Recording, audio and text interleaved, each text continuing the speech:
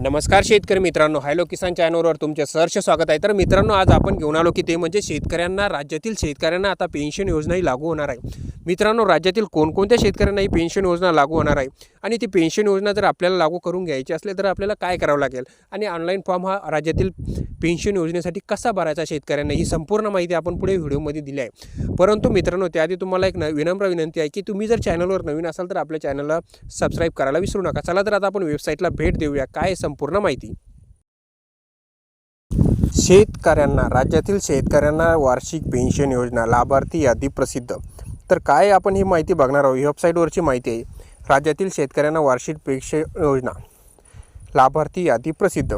तर चला मित्रांनो, आता आपण खाली बघू की त्याविषयी काय संबंधित काय माहिती आहे। तर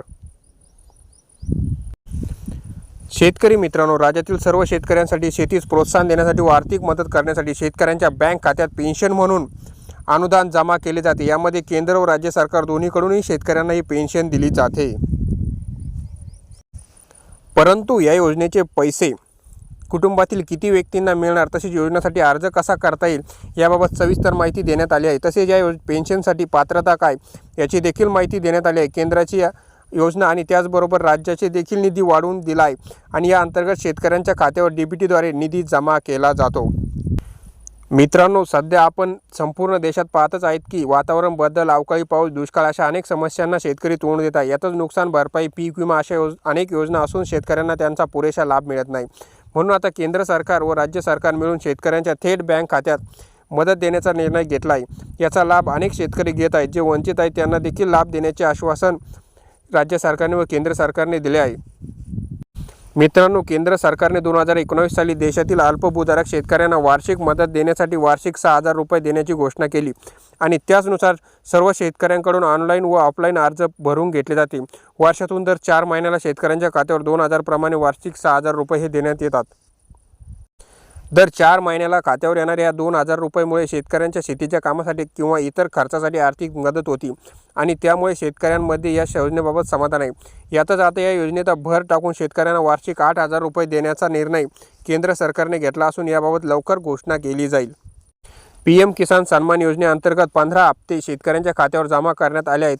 म्हणून प्रत्येकी 3,000 रुपये शेतकऱ्यांना PM किसान योजनेअंतर्गत मिळाले आहे। महाराष्ट्र सरकारची नमो शेतकरी महासन्मान निधी योजना देखील PM किसान योजनेशी संलग्न आहे। त्यामुळे त्या योजनेतील देखील वार्षिक 6,000 रुपये शेतकऱ्यांना मिळणार आहे। मित्रांनो, तुमचे कुटुंब राशन कार्ड म्हणजे शिधापत्रिका असे एक असेल जेव्हा तरी तुम्हाला या योजनेतील लाभ मिळू शकतो। जर तुमच्या नावावर स्वतंत्र सातबार असेल तर कारण या योजनेच्या पात्रतेमध्ये पती पत्नीपैकी एका व्यक्तीला ही पेन्शन मिळणार असल्याचे सांगण्यात आले। म्हणजेच मुलाला किंवा मुलीला त्यांच्या वडिलांची ही पेन्शन मिळण्यास काही अडचण नाही।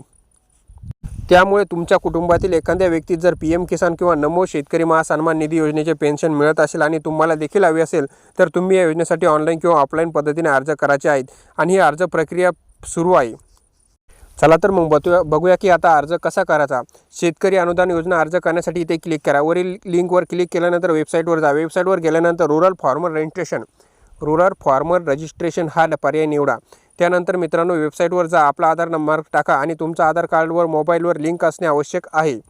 त्याचबरोबर चौथी अट आहे मित्रांनो, यानंतर तुमचे राज्य निवडणूक तुमच्या मोबाईलवर आलेला OTP टाकून पुढे जायचे आहे। म्हणजे आपलं राज्य निवडायच्या नंतर मोबाईलवर जो OTP येईल तो OTP टाकायचा, नंतर पुढे जायचे। त्यानंतर पुढे जाताना आता फॉर्म ओपन होणार आहे।